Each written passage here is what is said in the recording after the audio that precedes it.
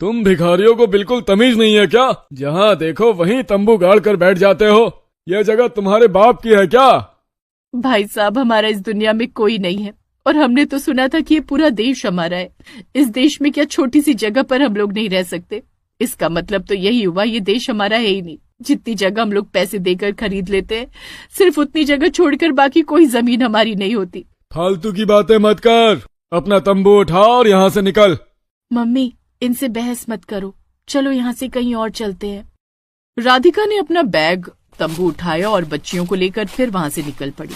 पैदल चलते चलते दोपहर हो गई और वो लोग एक बहुत ही सुनसान इलाके में पहुंच गए, जहां चारों तरफ सिर्फ जंगल ही जंगल था और कुछ नहीं। मम्मी चलो, जंगल के अंदर चलते हैं।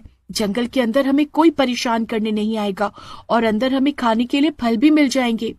सही कह रही हो बेटा, जंगल के अलावा अब हमें कहीं और कोई रुकने भी नहीं देगा। राधिका अपनी बच्चियों को लेकर जंगल के अंदर चली गई। वहां पर उसने अपना तंबू बना लिया। तंबू के बाहर उसने मिट्टी का एक चूल्हा बना लिया। बच्चियों, तुम तीनों यहीं आराम करो, तब तक मैं खाने का कुछ इंतजाम करके आती हूँ, कहीं जाना मत। राधिका जंगल में पेड़ों को देखने लगी, लेकिन कोई फल नहीं लगा था। चलते चलते वो जंगल की दूसरी तरफ निकल गई। वहां उसने देखा एक बहुत ही बड़ा तालाब था। इस तालाब के अंदर तो ढेर सारी मछलियां होंगी, खाने का इंतजाम तो हो गया। राधिका ने उस तालाब से कुछ मछलियां पकड़ी और वापस आ गई।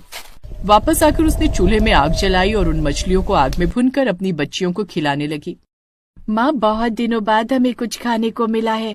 यहाँ कम से कम दादी और बड़ी माँ तो नहीं है जो हमें दिन भर ताने सुनाया करती थी।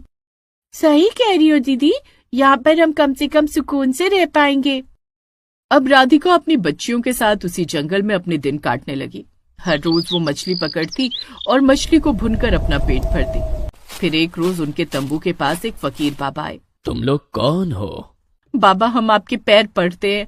हम इस जंगल को कोई नुकसान नहीं कर रहे, हमें यहाँ से मत भगाना। पूरी जिंदगी ये दुनिया में भगाती रही, यहाँ तक कि मेरा परिवार भी हमें अपना दुश्मन समझता रहा। अगर आपने हमें भगा दिया तो हम जिंदा नहीं रह पाएंगे। बेटी, ये कैसी बातें कर रही हो? मैं भला तुम्हें क्यों भगाऊंगा? मैं तो खुद फकीर आदमी हूँ। मुझे भूख लगी थी, जंगल में तुम लोगों को देखा तो मैं आ गया। अगर कुछ खाने को हो तो दे दो। बाबा, हमारे पास खाने को तो कुछ ज्यादा है नहीं, बस तालाब से मछलियां पकड़ लाते हैं और वही आग में पकाकर खा लेते हैं। ठीक है बेटी, मैं भी वही खा लूंगा। राधिका ने फकीर बाबा को भी खाना खिलाया। बेटी, अगर तुम्हारे पास कुछ पुराने फटे कपड़े हों तो मुझे दे दो, मैं भी इस जंगल में एक तंबू बना लेता हूँ। बाबा, ये तो बहुत अच्छी बात है। इस घने जंगल में मैं अपने बच्चों के साथ अकेली रहती हूँ, कम से कम एक बुजुर्ग का सहारा हो जाएगा। फकीर बाबा